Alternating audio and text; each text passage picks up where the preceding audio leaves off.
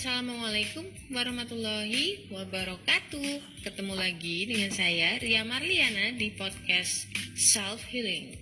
Dan anyway, pagi hari ini yang cerah, ini hari Minggu, dan di komplek udah rame aja nih, ibu-ibu lagi pada senam gitu. Dan aku biasalah santai aja di kamar sama anak-anak. Ya buat kamu-kamu yang hari ini mungkin lagi pada jalan-jalan, naik sepeda, selamat beraktivitas. Jangan lupa tetap jaga kesehatan, ini musim pancaroba.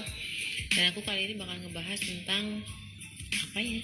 Itu mau ngomong apa tapi lupa, gimana dong? Oke, yang penting kita dengerin dulu sound berikut ini. Habis itu balik lagi, aku akan ngebahas sesuatu yang aku lupa itu. Oke, bye.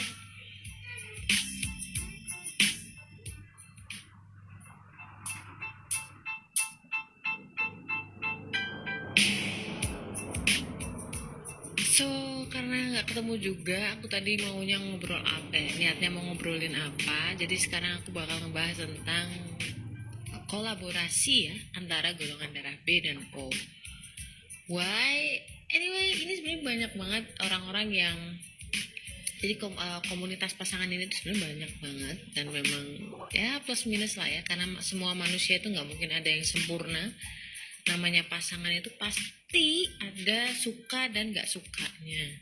So that's why Tuhan nyuruh kita menikah, karena memang kita disuruh belajar untuk memahami orang yang kita tuh ada gak sukanya, dan harus mau gak mau harus tetap satu rumah gitu. Ini jurusan apa sih gitu. Jadi gak ada tuh pasangan yang nggak pernah berantem. Justru orang yang nggak pernah berantem, mereka nggak akan pernah intim, bener nggak sih? Jadi buat kamu yang sering berantem, itu ada ujian, yang ada pelajaran di situ. But sebelum kita melangkah sebelumnya, ada satu statement yang aku pengen share juga ke kalian, karena memang namanya pasangan ya, seperti Tuhan juga bilang bahwa separuh agama itu ada dalam pernikahan. Itu benar banget. Kamu bakal banyak banget belajar di dalam sebuah pernikahan. Dan namanya pasangan, kalau kamu meminta, aduh ya ampun, ini apa sih? Itu penjual apa sih ini ngomong-ngomong? Roti kayaknya. Oke, lanjut lagi, tadi lupa. Oh ya, namanya pasangan, kalau misalkan ada sesuatu yang gak kita suka tentang dia, di dia, itu juga sebenarnya sama. Dia juga ada hal yang gak disukainya di kita. Jadi namanya pasangan juga, kalau pengen dia berubah, ya namanya pasangan gitu, ya rubah juga diri kita gitu. Mulailah dari diri kita, insya Allah pasti akan membuat dia berubah gitu. Jangan lupa doa ya.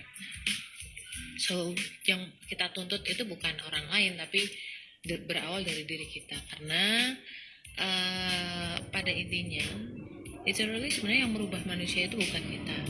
Kita hanya sekedar mengingatkan, tapi hasilnya itu biar Tuhan yang akan mengaturnya. Itu aku percaya banget, dan cukup membantu aku untuk rilis semua stres di rumah gitu, termasuk menuntut suami untuk begini dan begitu misalkan ya. Oke, lanjut ke kolaborasi golongan darah B dan juga O. Ini sebenarnya kolaborasinya sebenarnya epic banget. Why? Pertama, orang-orang B itu orang-orang yang kreatif ya. Jadi dia terbiasa melihat sesuatu dari gambaran besar, view besar, dan juga langsung to the point ke solusi, which is golongan darah B itu kan orang-orang yang pengennya simple, instan, terus bosanan gitu, pembosan dia itu, gampang bosan. Jadi dia nggak mau yang bertele-tele, maunya langsung ke solusi. So that's why ketika dia punya masalah, dia nggak akan yang terlalu lama untuk marah-marah, terlalu lama baper kayak gitu. Ya ada sih yang baper-baper gitu kan, namanya manusia ya, ada berjuta parameter. Dan untuk yang O, dia detail, easy to worry gitu loh. Dia sangat detail, well prepare. Melakukan sesuatu itu benar-benar sangat hati-hati. Terus kadang-kadang harus didorong sama orang lain, diyakinin untuk melakukan sesuatu, karena prinsipnya orangnya kan ragu nih gitu loh. Jadi kadang-kadang dia tahu prinsipnya kayak gitu, cuman untuk melaksanakannya tuh dia butuh orang lain untuk bergerak gitu loh. Jadi kadang-kadang si O ini orangnya nggak yakinan gitu loh, apa sih ya, ragu gitu. Tapi soal detail, soal well prepared, dia orang-orang yang sangat menyiapkan segala sesuatunya.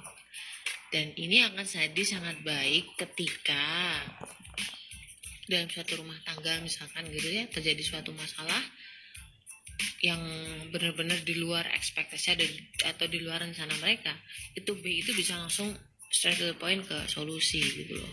Nah cuman kelemahannya B ini, dia nggak memperhatikan detail karena orangnya sangat-sangat simple ya. Jadi kadang-kadang untuk hal-hal kecil yang benar-benar detail gitu dia nggak akan kepikiran gitu loh. Nah ini O bisa menyeimbangkan di situ. Misalkan dia udah, misalkan kayak ada solusi apa gitu dari B, oh ini yang akan melengkapi, kalau kayak gitu kan ini nanti jadinya begini gitu, terus gimana dengan yang ini gitu loh. Hanya kita harus paham bahwa dua orang ini adalah dua orang yang berbeda.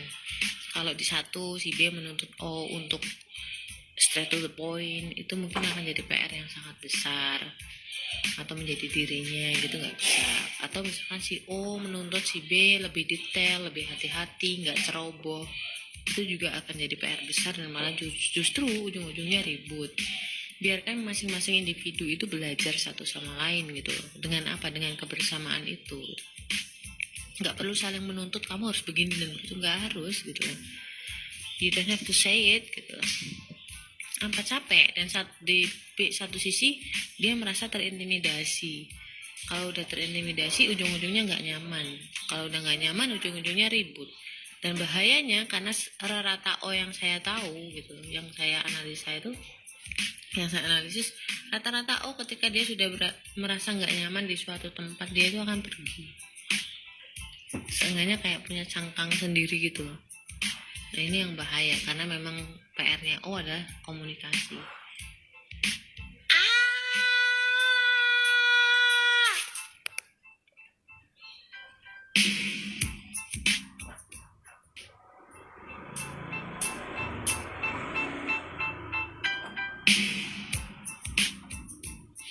Oke geng, selanjut yang kedua.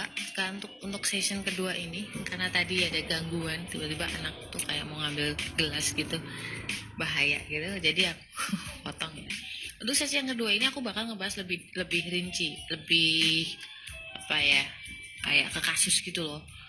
Nah aku akan membahas dua kasus. Yang pertama tentang pindahan, ini mungkin bisa agak ada gambaran lah ketika aku berikan suatu kasus ya. Jadi B dan O katakanlah mereka pindah rumah nih karena kebetulan dipindah tugaskan. Jadi let's see bagaimana mereka pindah rumah. Kalau si B ketika pindah rumah dia akan sortir dulu mana yang penting, mana yang nggak penting, yang nggak penting atau dia bilang sampah itu akan dia tinggalkan gitu loh di rumah lama. Ya kan? Nah, ini kebalikan sama si O. Bagi O yang orangnya sangat-sangat detail, penting dan nggak penting itu kan tergantung otaknya manusia ya. Dan si O ini karena dia orangnya detail, dia merasa hampir semua barang, mostly mungkin 90% itu penting. Even itu cuma kardus bekas susu, buat O itu penting loh, gitu loh. Dan dia udah masukin ke mobil gitu kan, untuk pindahan. Ternyata si B itu karena kenapa ini kenapa barang-barang ini naik ya ke mobil ya, harusnya kan ini nggak penting gitu loh, harusnya ditinggalin, diturunin lagi lah itu si barang-barang yang menurut si B nggak penting, ributlah di situ gitu loh. Dan dari sinilah harusnya kita bisa paham, salah satu harus bisa mengalah bahwa oke lah gitu. Cuman kadang-kadang kalau untuk operasional guys, si O ini lebih paham, lebih apa ya, dia lebih teliti gitu loh. Jadi harusnya si B lebih mengalah di situ karena memang nggak masalah juga toh, misalkan karena yang handle atau yang memanage itu kan si O gitu loh. Jadi nggak masalah juga andai kata barang-barang yang menurut B tadi nggak penting mau nggak mau jadi naik gitu loh, naik ke mobil. Nah itu salah satu kasusnya ya guys, karena memang pertimbangan masing-masing orang itu beda gitu. Cuman memang kita tinggal menolerir mana yang bisa.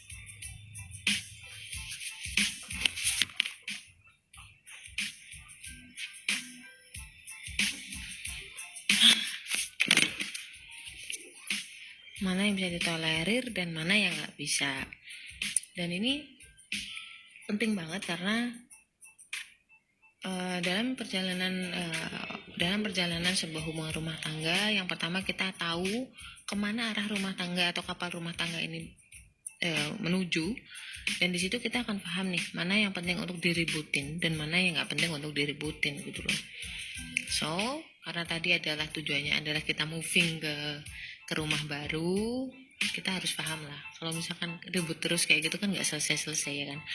Aku yakin banget hampir semua istri atau ibu rumah tangga itu paham caranya mana yang harus diributin dan mana yang enggak gitu loh.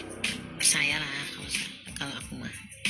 Oke, lanjut untuk case yang kedua adalah ketika berbisnis bareng, kan kadang suami istri itu punya ya semacam cita-cita atau visi untuk membuka usaha bareng atau bersama ya.